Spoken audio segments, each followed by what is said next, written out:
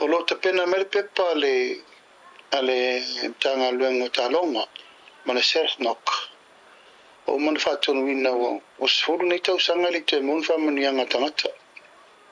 A o lo iai pine whamanianga tauna whamatuk. O le status isinga fu ele solua.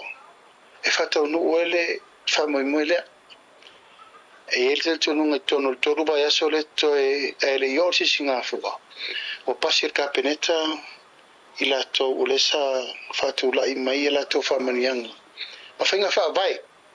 E se whainga whaavai lenta tau pule mena. A whainga whaavai fau le utau tapena. Ia whala i titi mai lalo le mawalungo le mena. Race ai le pa mo qualification o whamanianga.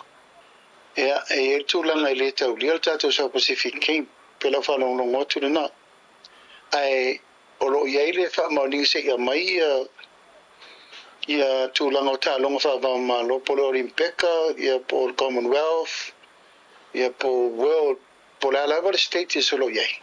Ia na tūna ila ia te mea hola le tātou tālonga le na umane o sisinga me mafa, po le Oceania, po South Pacific Cape, po Fairlife. Ai o le la whatau no, we will have an occasions of giving out o whamanianga. E whaila solua.